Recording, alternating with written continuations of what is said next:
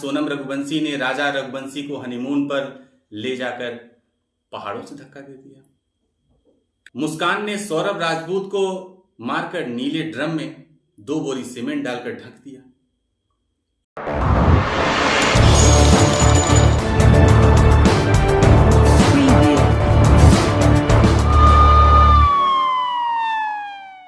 तो राम राम भैया, कैसे हैं आप सभी। आशा है आप सभी स्वस्थ व मस्त होंगे। एक एपी स्क्रीनिंग में एक नई कहानी के साथ आप सभी का स्वागत है। हिंदी साहित्य के प्रसिद्ध कवि जयशंकर प्रसाद ने कामायनी महाकाव्य में नारी की महानता, उनके प्रेम और त्याग के संदर्भ में कहा कि नारी तुम केवल श्रद्धा हो, विश्वास रजत नग पल तल में, पीयूष स्रोत सी बहा करो जीवन की सुंदर समतल में।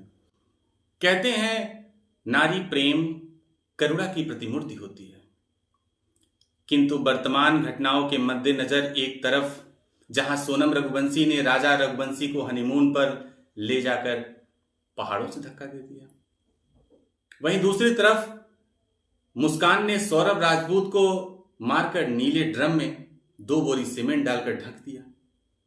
इन कहानियों में एक नारी ने अपनी क्रूरता से पूरे नारी समाज को कलंकित कर दिया है।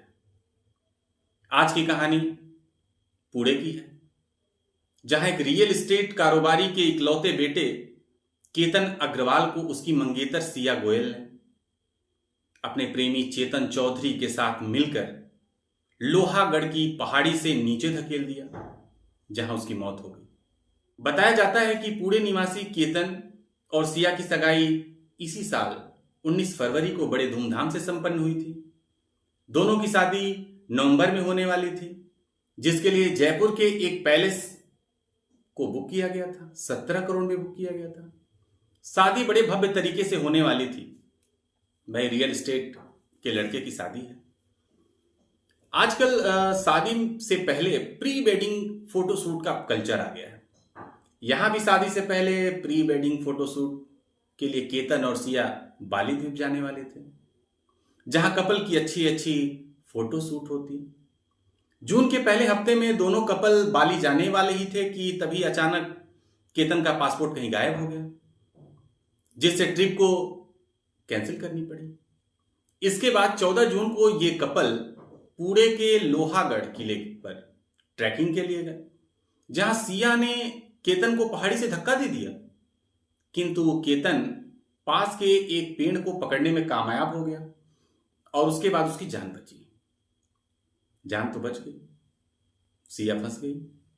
केतन के बच जाने पर सिया ने केतन से कहा कि वहां एक सांप था, उस सांप से बचाने के लिए ही उसने उसको धक्का दिया था, नहीं तो शायद धक्का नहीं देती।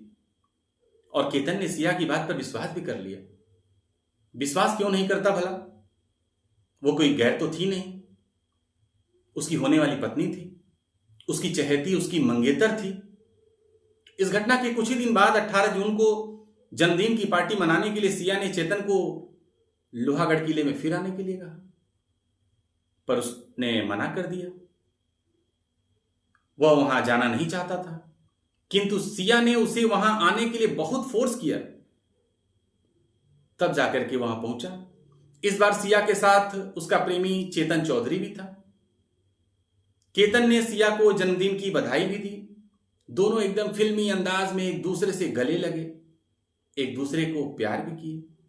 लेकिन उसे क्या पता था कि उसकी होने वाली पत्नी सिया का जो प्यार है वह एक छलावा है, एक धोखा है, आत्म प्रवंचना है। गौरतलब है कि लोहागढ़ के किले से लगभग 3400 फीट की ऊंचाई से चेतन और सिया ने मिलकर केतन अग्रवाल को पहाड़ी से नीचे धकेल दिया, जहां उसकी मौत हो गई। सिया ने इस घटना को बड़े नाटकीय ढंग से प्रस्तुत किया। उसने बताया कि पहाड़ी से चेतन का पैर फिसल गया और वो अचानक खाई में गिर गया, किंतु पुलिस जांच से पता चला कि सिया और चेतन ने मिलकर ही उसे धक्का दिया था। पुलिस को दिए बयान में सिया ने बताया कि वो चेतन से प्यार करती है, परिवार के दबाव में आकर वो शादी कर रही थी, वह उसे शादी नहीं करना चाहती थी। और इधर सिया के पिता का हार्ट अटैक भी हो गया है कि उसकी बेटी ने इतना गलत कदम उठाया। प्रश्न यह है कि जब वो शादी नहीं करना चाहती थी तो शादी से मना क्यों नहीं की? उसको शादी से मना कर देना चाहिए था।